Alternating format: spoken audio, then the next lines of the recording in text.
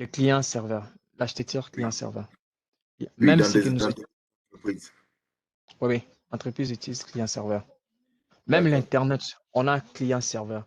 Prévenu, lorsque nous partons chez Google, je vais par exemple dans NetAcad. Donc, je demande au serveur, donne-moi la page NetAcad. Donne-moi, c'est les clients-serveurs. Parce que déjà, l'Internet, c'est un grand réseau de réseaux. Donc, il faut utiliser. En plus, on a dit le bénéfice aussi avec les clients-serveurs, il est évolutif. Donc, il est évolutif, il peut facilement s'adapter à la croissance des réseaux. Donc, c'est déjà ça. Alors, on va parler de la topologie, bien la représentation des réseaux. En tant qu'administrateur réseau, nous devons arriver à représenter, à documenter votre réseau. Parce que vous avez conçu le réseau, maintenant vous devez nous donner sur papier ou bien sur un logiciel comment est conçu votre réseau. Alors, il y a des symboles, il y a des icônes utilisées dans la représentation du réseau qu'on doit savoir. Alors, ces icônes-là, on retrouve dans plusieurs applications. Il y a des visios. On peut retrouver ça même dans Packet Tracer, dans Genestry pour la représentation. Alors, la représentation, c'est quoi? Nous savons, c'est comme un schéma, souvent appelé des diagrammes de topologie qui utilise des symboles pour représenter les périphériques au sein du réseau. Donc, j'ai conçu un schéma et je mets l'identité, les informations à donner, j'explique comme ça, je mets les icônes de tout périphérique que j'ai utilisé. Parce que je peux concevoir un réseau d'une entreprise, c'est pas seulement moi qui serai là tout le temps, non, je peux quitter puis aller quelque part. Alors, quand le technicien, notre technicien viendra, il doit savoir ce que je fais. Alors, il faut qu'il y ait un document. On dit les termes importants à connaître, nous devons connaître les termes comme carte réseau, on parle de NIC, le port physique et puis interface. Bon, d'après moi, je trouve carte réseau et le port physique, c'est la partie, c'est carte physique. D'ailleurs, nous connaissons la carte physique, c'est si nous voulons nous connecter, par exemple, je suis dans l'ordinateur, j'ai besoin de me connecter avec les réseaux sans fil et que je remarque que mon ordinateur n'a pas de connexion sans fil. Qu'est-ce que je peux faire? J'achète la carte Wi-Fi. Donc, c'est une carte réseau. J'achète, par exemple, on a des cartes son, il y a une carte son, donc un composant qu'on a ajouté dans l'ordinateur pour éteindre la fonctionnalité. Alors, les cartes réseau, on peut acheter des cartes réseau sans fil, bien les cartes réseau en fibre optique, les cartes réseau. Alors, dans cette carte réseau, nous avons le port. Le port, c'est comme une interface. Donc, port et interface, je trouve que c'est la même chose. Donc, c'est comme le moyen par lequel on va connecter maintenant. Donc, c'est comme une porte, on va connecter les câbles. Je ne sais pas si vous me comprenez. Dans la C'est carte clair. réseau, c'est tout un composant qu'on ajoute dans l'ordinateur. Mais le port ou interface, c'est comme une porte, on va connecter les câbles. Maintenant, le port, on parle souvent de port physique lorsqu'on veut parler de la partie physique. Par exemple, prends ces câbles ici, tu le connectes dans tel port du commutateur lorsque je parle de la partie physique. Mais l'interface, c'est souvent, on emploie ça lorsque je vais parler maintenant de la partie soft. Une fois branché le port, je dis maintenant accède dans le routeur, dans la mémoire du routeur, accède maintenant à cette interface-là et puis configure l'interface. Mais physiquement, j'ai appelé cette interface-là comme état port parce que je parlais de physique. Mais dans la configuration sur le système d'exploitation, je l'appelle comme une interface. Ce sont vraiment des mots. Bon, il n'y a pas un document qui a détaillé tout ça, mais dans le domaine informatique, réseau, on verra. D'ailleurs, le cours remarque que souvent les termes port et interface sont utilisés de manière interchangeable. Donc, je peux appeler port interface, je peux appeler interface port, c'est pas grave. Alors, comment identifier? Nous avons le périphérique final, un device.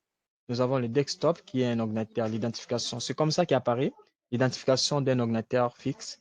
Nous avons un téléphone IP, nous avons un laptop, nous avons une tablette, nous avons l'imprimante, puis nous avons des téléprésences, un périphérique, des conférences, des vidéoconférences.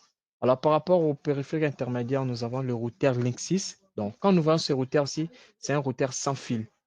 Et puis ça, c'est un commutateur multicouche. Et puis ça, c'est un commutateur normal comme des couches 2. On verra la différence. Multicouche et commutateur normal, c'est comment. Ça, c'est ASA, donc le parfait de Cisco. Et puis ça, c'est le routeur. Alors, dans les supports de transmission, lorsque nous voyons ces supports aussi, c'est un support sans fil. Lorsque nous voyons ces supports, c'est un support LAN. Et lorsque nous voyons ces supports, c'est un support WAN. On verra le WAN, c'est quoi, et puis le LAN, c'est quoi.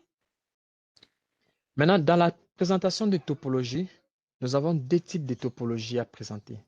Il y a la topologie physique et puis il y a la topologie logique. La différence est située à quel niveau? On dit la topologie physique, il va illustrer, il représente les emplacements physiques là où vous avez mis vos équipements. Il te donne des détails sur l'endroit physiquement. Comment? Je suis par exemple dans cette salle. Ça, c'est une salle des serveurs. Dans la représentation physique, je dirais, dans la salle serveur, j'ai ces serveurs, ces serveurs, ces serveurs, j'ai ce commutateur, j'ai ce routeur et ce commutateur. Donc, je notifie tout ce qui est dans cette salle-là. Ça, c'est la représentation physique. Et je viens, je dis, dans cette salle ici, j'ai tel PC et j'ai telle imprimante. C'est ce que je vais trouver dans la salle.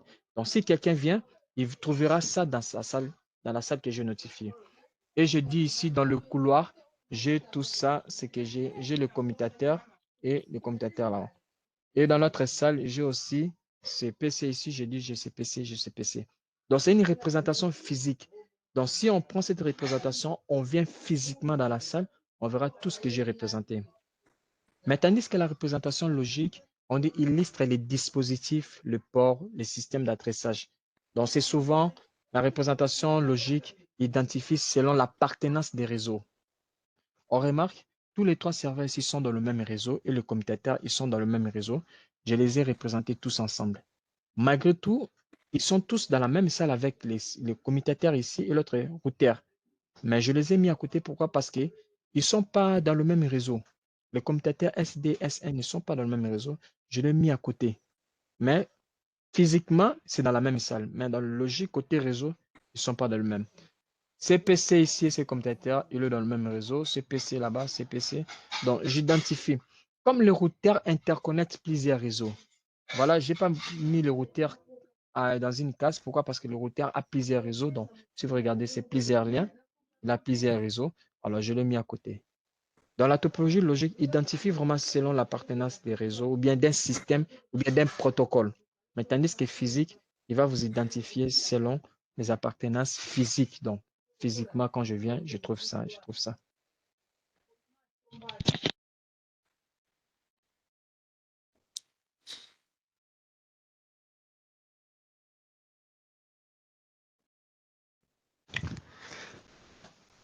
Maintenant, on va parler de...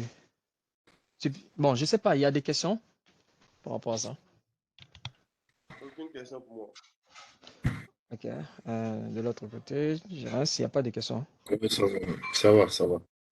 Ok, on va parler maintenant des types de réseaux communs. Les types de réseaux que nous connaissons, bon, je peux sauter ici, je reviens. Nous avons les réseaux LAN, WAN, tout ça, on connaît tous ces réseaux-là. Alors, on va maintenant parler de LAN et WAN parce que ces cours ici, c'est pour faire ces cours, il faut déjà faire un autre cours qui est comme IT. Dans IT, on a la partie réseau ici. IT essentiel, on a la partie réseau. Alors, cette partie réseau-là va vous détailler ces plusieurs réseaux, les types de réseaux qu'on peut avoir. Il y a les réseaux LAN, les réseaux MAN, les réseaux PAN, les SAN, tout ça là. Alors, on peut résumer tous ces réseaux-là dans deux types de réseaux, comme un réseau LAN et un réseau WAN.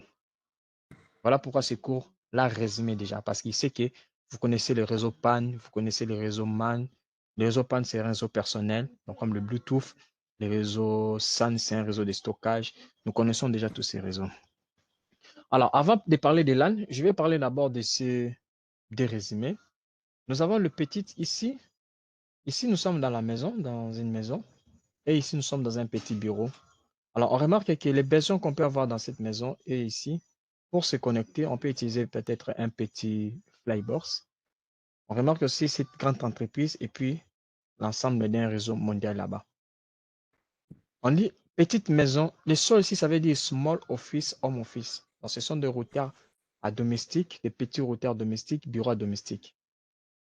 On dit petit réseau domestique. Souvent, dans le petit réseau domestique, nous avons besoin de quelques ordinateurs, les uns aux autres et connectés entre eux. Et puis, nous avons aussi besoin de l'Internet. J'achète mon Flybox, je le mets, on conçoit un petit réseau domestique. Et dans le petit bureau à domicile aussi, dans le petit bureau, on n'est qu'à 7.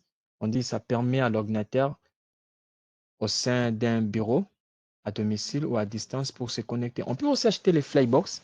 On l'achète parce que si on regarde beaucoup plus des startups actuellement, on va voir des petits startups, ils ont des Flybox, ils connectent à 10 personnes. Ils sont là peut-être pour accéder à distance. On passe par ça. Donc, le besoin utilisé Les besoins manifestés dans le petit réseau domestique, c'est presque pareil dans le petit bureau domestique. Voilà pourquoi ici on a conçu cette idée-là qu'on parle des small office et puis home office. Mais lorsqu'on vient dans de moyens et grands réseaux, on remarque que là-bas, il y a un besoin, une nécessité de plusieurs emplacements ou des centaines, voire de milliers d'ordinateurs. Nous avons beaucoup de milliers, beaucoup d'ordinateurs interconnectés. Alors, on peut comparer à ça aussi, qui pourra être comparable avec le réseau mondial, les réseaux mondiaux qui connectent des centaines de millions d'ordinateurs dans le monde entier, comme l'Internet aussi. Alors, ce sont là un peu des termes. Quand on parle des SOO, on voit petit réseau domestique, petit bureau domestique.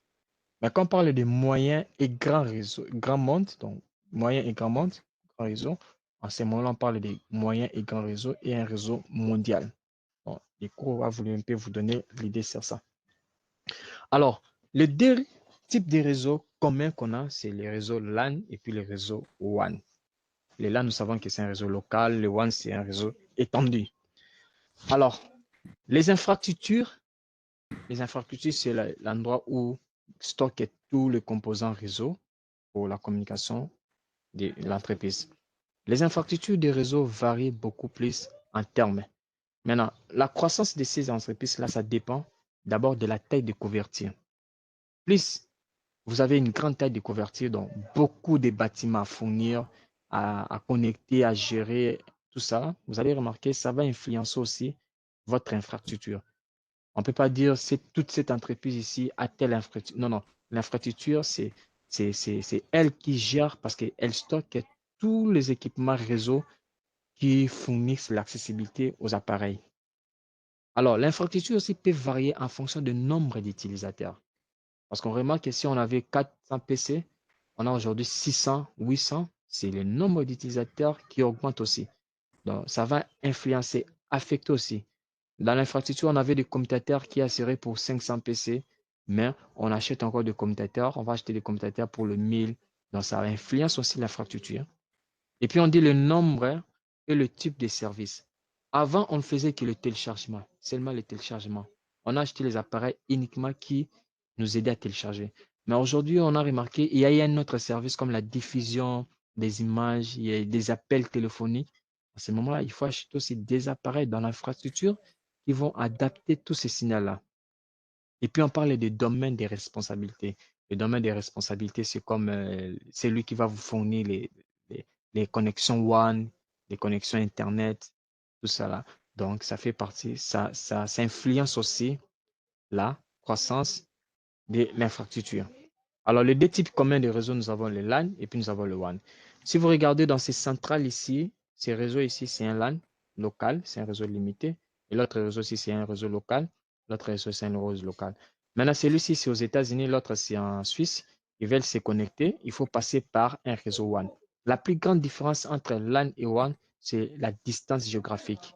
Le LAN, il se limite, il est bloqué par rapport à un espace. Mais le WAN, il peut aller au-delà. Il prend Kinshasa, il le ramène à Kinshasa, Lubumbashi, Kinshasa, au Japon, tout ça.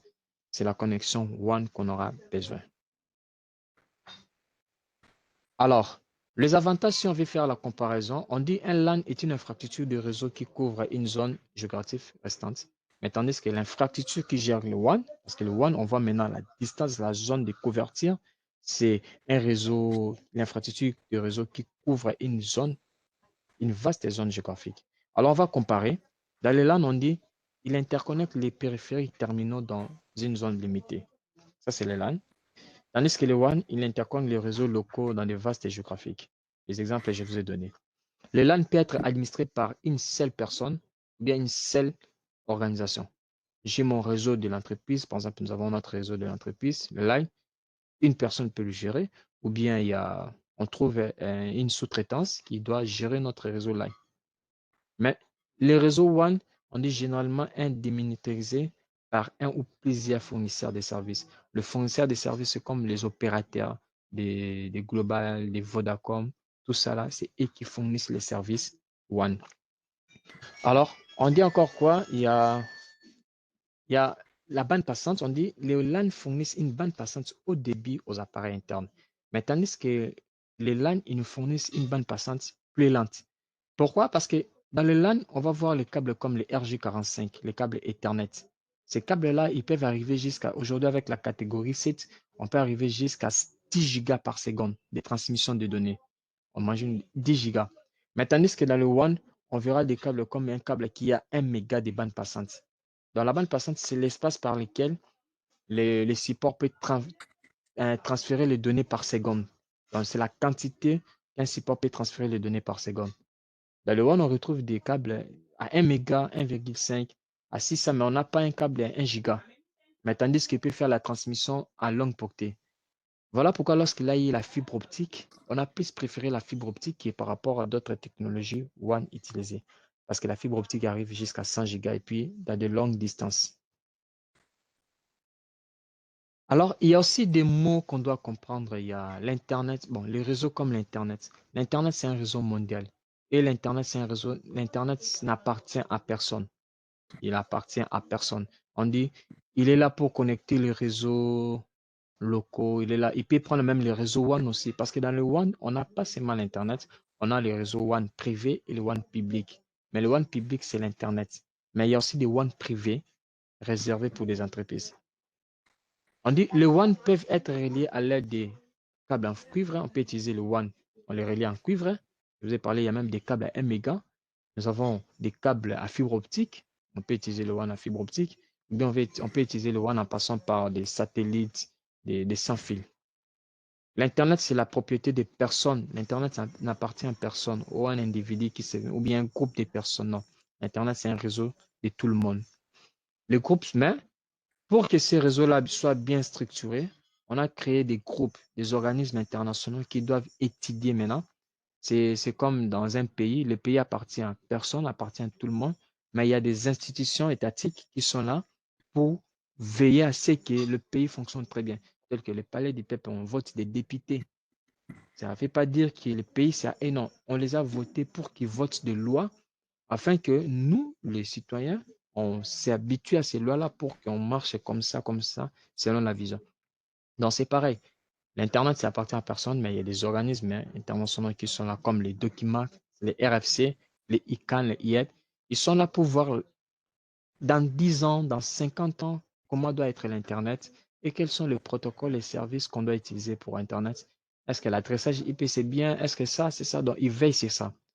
Mais c'est un truc qui est faculté, qui est à 100 bits lucratif. Donc, c'est un peu ça, ce qu'on peut comprendre. Alors, il y a des mots qu'on peut comprendre aussi comme intranet, extranet. Intranet, c'est quoi? Intranet vient des internes. Donc, c'est je conçu mon réseau, c'est moi qui contrôle ces réseaux-là. Alors, ces réseaux-là, c'est les réseaux de mon entreprise. L'entreprise peut avoir un bâtiment ici, il peut aussi avoir un bâtiment ailleurs à Lubumbashi et chez Franck là-bas, Côte d'Ivoire. Mais c'est mon entreprise, c'est moi qui gère cette entreprise-là. Je gère tous ces sites-là. Alors, ces sites-là, c'est mon intra. C'est moi qui ai le contrôle je peux décider. Tout ça, c'est mon intra, c'est mon intranet. Donc, l'intranet peut être physique ou bien ça peut être aussi à distance. Mais c'est là où j'ai le contrôle. Alors, un extra maintenant, c'est quelqu'un qui est dans un autre réseau. Ça peut être un réseau public, Internet, ou bien un réseau intra pour une autre personne. Mais cette personne, elle veut, à partir de ces réseaux-là, accéder dans nos serveurs. Peut-être il veut accéder pour remplir un formulaire, il veut accéder pour... Alors, je vais considérer ce message-là comme un extranet, où je dois lui donner l'accessibilité, mais avec quelques réserves, avec beaucoup plus de protection. On dit une entreprise peut utiliser un extra pour fournir un accès sécurisé à leur réseau pour les personnes qui travaillent par une autre entreprise, qui ont besoin d'accéder à leurs données sur le réseau. Par exemple, il y a quelqu'un qui veut passer par VPN pour accéder dans mon entreprise. Alors, VPN, déjà, c'est un réseau sécurisé. Donc, il veut accéder dans un réseau public. Je peux créer un réseau VPN pour chiffrer, pour que... Parce que je n'ai pas confiance à ces réseaux-là. Ce n'est pas les réseaux dont j'ai la responsabilité. Je ne contrôle pas ces réseaux. Je ne sais pas comment il est. Alors, nous tous, que ce soit extra, que ce soit intra, nous tous, nous sommes gérés. Bon, l'Internet peut tous nous connecter parce que l'Internet, c'est un réseau mondial. Alors, Comment maintenant se connecter sur Internet? Waouh, j'ai dépassé, hein. Bon, j'ai fini les points. Ici, il y aura beaucoup à dire. Donc, c'était de 9h30 à 11h30. Ouais, non, j'ai pas encore pour j'ai 15 minutes encore. 15 minutes. Alors, comment on peut se connecter sur Internet? Il y a plusieurs moyens qu'on peut se connecter sur Internet.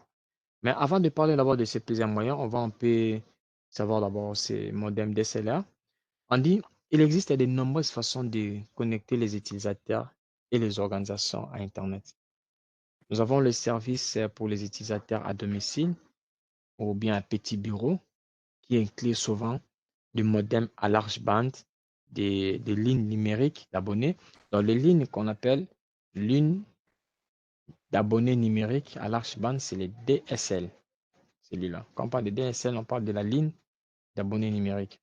Nous avons sur le réseau étendu sans fil, on verra, et puis nous avons sur le mobile service, ce que nous utilisons souvent avec nos téléphones, parce que c'est les services mobiles. Les entreprises, maintenant, là, c'est côté utilisateur ou bien petit bureau. Les entreprises, et maintenant, ils ont besoin de connexions plus rapides. Dans des grandes entreprises, c'est la besoin, parce qu'il y a là la communication, la gestion de plusieurs données, des données de plusieurs PC. Alors, ils ont besoin de la rapidité d'une connexion rapide pour prendre en charge peut-être la téléphonie aussi, parce que dans l'entreprise, il y aura la communication, il y aura peut-être des conférences. Alors, la rapidité de ces données-là doit être là pour les vidéoconférences et même les stockages dans des data centers. Il faut qu'il y ait des data centers. Alors, connexions professionnelles sont généralement fournies par les opérateurs ISP, opérateurs des services de télécom. Donc, comme le WAN, ces réseaux WAN, les réseaux Internet, c'est les opérateurs qui nous fournissent. Ces opérateurs-là sont comme des Vodacom, j'avais parlé, de Global Tech. Alors, côté domicile, moi je suis ici chez moi, utilisateur des bureaux, et puis petit utilisateur domestique et puis utilisateur des bureaux. Je suis là chez moi ou bien un individu, j'ai besoin de me connecter sur Internet. Comment je peux me connecter sur Internet? On dit, si tu as besoin d'avoir la connexion sur Internet, tu peux utiliser le modem par câble, le modem câble. Le modem câble, c'est quoi? On dit, tu peux utiliser sur le modem DSLR. Je commence d'abord par DSLR. DSLR, c'est presque pareil avec les câbles, mais sauf que les technologies changent. Avec les DSLR, chez nous en RDC, je ne sais pas, chez Frank là-bas à Côte d'Ivoire, si ils ont souvent ils utilisent ça. Mais chez nous, on n'a pas eu trop d'impact sur ça. Pourquoi? Parce que c'est une technologie numérique qui utilise la technologie analogique de la ligne téléphonique. Parce qu'aujourd'hui, avant qu'on ait des téléphones portables aujourd'hui, on avait des téléphones fixes. Alors, ces téléphones fixes, on était connectés avec des providers, des opérateurs, en passant par la ligne analogique, les RG11. Alors, comme c'était des RG11 et qu'on a ajouté les numériques, les opérateurs, qu'est-ce qu'ils se sont dit? Au lieu de créer encore une deuxième ligne numérique vers nos abonnés, on peut seulement insérer cette ligne numérique dans la ligne analogique. Dans la transmission numérique se passe par analogique. Maintenant, l'abonné aura besoin d'un modem qui va séparer la ligne téléphonique et puis la ligne numérique de l'Internet ou bien des données numériques. Alors, le modem, là, c'est le modem DSLR. On dit une connexion Internet à haut débit, toujours actif, parce que c'est une ligne téléphonique, et qui passe par une ligne téléphonique. Le modem câble maintenant, c'est quoi? Le modem câble maintenant, c'est pas la téléphonie, mais c'est la transmission des télévisions, des images, des chaînes télévision. Il y a des opérateurs qui gèrent tous ces signaux-là des télévisions, qui nous donnent des signaux télévisés. Nous sommes connectés avec eux via les câbles coaxiales. Et ils nous donnent la connexion toujours analogique. Alors, lorsque le numérique est venu, ils ont inséré le numérique par ces moyens-là. Ce que nous offrons, nous avons les signaux télévision et nous aurons aussi les numériques. Alors, il faut trouver un modem par câble qui va séparer ces deux signaux-là. Mais en entrant, c'est la ligne télévision, donc analogique qui entre, et puis la sortie, on a télévision et puis numérique. On dit Internet à large bande passante, toujours en service, offert par les fournisseurs des services de télévision par câble.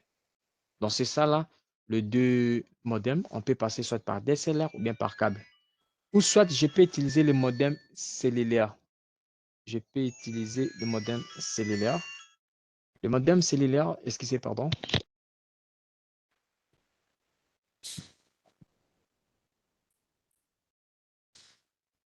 Soit je peux utiliser le modem cellulaire. Le modem cellulaire, c'est ce que nous utilisons souvent. Qu'est-ce qui s'est passé dans le modem cellulaire? Avant, nous étions connectés avec nos providers par les lignes analogiques. C'est toujours la ligne analogique, les modems cellulaires. Les BTS qui sont là, les antennes de BTS, c'est analogique. Maintenant, quand le numérique est venu, on a inséré le numérique toujours dans cette ligne.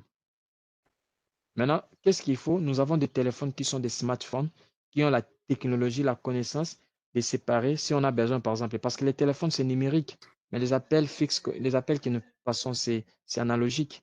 Alors, si par exemple, j'ai besoin d'utiliser WhatsApp, WhatsApp, c'est numérique.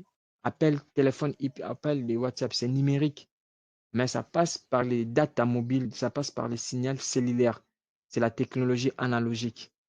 Donc, on dit utilise un réseau de téléphonie mobile pour se connecter à Internet. Là, c'est le troisième. Et le quatrième, je peux utiliser la satellite. La satellite, j'utilise la satellite. La satellite, qu'est-ce qu'on dit dans la satellite? Dans la satellite, on dit il faut avoir une parabole. Parce que si, par exemple, je suis dans une zone rurale où je ne peux pas me connecter à un provider, je ne peux pas avoir la technologie cellulaire ou bien DSLR, à ce moment-là, je peux utiliser la satellite. La satellite va prendre et me demandera d'avoir une parabole où on va lancer les données à la satellite et puis la satellite va refléter ces données-là et va renvoyer ça auprès d'un fournisseur des services et puis le fournisseur des services va me connecter sur Internet et puis me donne, je communique. Donc c'est comme ça. Avec nos canaux SAT, les communications ici, il n'y a pas un centre de canaux SAT qui fournissent les données. Non, non. C'est ailleurs. Alors, nous envoyons les données, nous recevons les données à partir de la satellite, on reçoit. Mais sauf que ce que nous recevons des canaux SAT, c'est juste la réception, c'est pas, on n'émet pas, c'est juste la réception. Alors, côté entreprise aussi, ils ont aussi besoin de la connexion Internet. Alors, côté connexion Internet, qu'est-ce qui se passe? On dit les liens d'affaires d'entreprise peuvent nécessiter. Les entreprises, maintenant, ils peuvent avoir des exigences concernant l'augmentation de la bande passante. Ils auront besoin de connexions dédiées seulement. Donc, on leur crée des chemins dédiés uniquement pour eux. Et puis, il y aura besoin de services gérés. Alors, parlons, et ils peuvent se connecter en utilisant des lignes dédiées. Les lignes dédiées, c'est comme une ligne louée. On dit qu'il s'agit d'un circuit réservé au sein des réseaux de fournisseurs. Donc, moi, l'entreprise, je dis non, j'ai besoin d'avoir la connexion sur l'Internet. Toi, le provider, tu me crées une ligne dédiée. Donc, un chemin est réservé uniquement à moi. Que ce ne soit pas un chemin partagé avec d'autres personnes, non, non.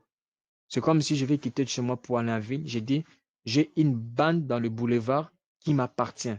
Qu'il y ait embouteillage, qu'il n'y ait pas embouteillage, moi, j'ai ma bande qui est libre. Et personne ne doit utiliser la bande en question, c'est seulement moi. Donc, qu'est-ce qu'on gagne? On gagne la rapidité, quoi, c'est la disponibilité de cette bande-là. Qu'il y ait embouteillage, qu'il n'y ait pas embouteillage, moi, je vais passer seulement parce que c'est ma bande. Mais le problème de la bande, je vais payer même si je ne consomme pas la bande. Même si je n'utilise pas, parce que c'est une bande qui est réservée, je dois seulement payer. Le problème, c'est côté coût. Nous avons aussi des technologies de WAN sur Internet. On a essayé un peu d'éteindre un peu la technologie LAN, de le mettre dans Ethernet. On verra ça en CCNA3. Et puis nous avons le DSLR. Le DSLR, ce n'est pas le DSLR domestique, mais c'est maintenant le DSLR au niveau des entreprises qui ont une grande bande passante. Alors dans le DSLR, nous allons voir, il y a ADSLR et puis nous avons SDSLR. ADSLR, c'est asymétrique et puis SDSLR, c'est symétrique. La différence entre asymétrique et symétrique, c'est quoi? Asymétrique, c'est la quantité de données à télécharger est plus que par rapport à ce que je peux uploader. Mais symétrique, c'est l'égalité. Donc, ce que je peux réceptionner, c'est le même de la bande passante que je peux fournir. Et puis, nous avons aussi la satellite. Et les entreprises utilisent aussi la satellite. Ils peuvent passer aussi par la satellite. Donc, hein, c'est un peu ça. La dernière partie, je vais m'arrêter, c'est ici, où je vais parler de la convergence du réseau.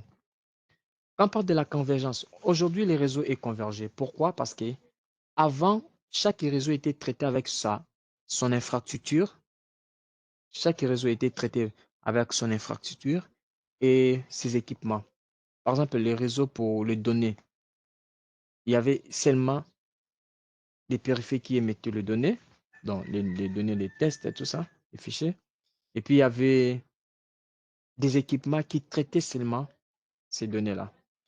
On a eu un autre réseau, bon, pas on a eu, si on veut aller dans un autre réseau, les réseaux téléphoniques, il y avait seulement des équipements qui traitaient, l'infrastructure qui traitait seulement les réseaux téléphoniques. Et les réseaux de transmission des images, vidéos, il y avait un autre réseau qui le faisait. Donc, il n'y avait pas un point commun tous ces réseaux-là. Si par exemple, je vais télécharger ça, je vais dans tel réseau. Je vais passer les appels, je vais dans tel réseau. Et dans tel réseau, on retrouve tel appareil qui traite ça. Je vais dans la diffusion, je vais dans tel réseau. Mais lorsqu'il y a eu le développement de l'Internet, aujourd'hui, on parle maintenant d'un réseau convergent. Ou un réseau, je peux utiliser le même téléphone, je peux passer des appels, je peux envoyer les données, je peux passer des appels vidéo dans le même téléphone. On voit une convergence, le même appareil.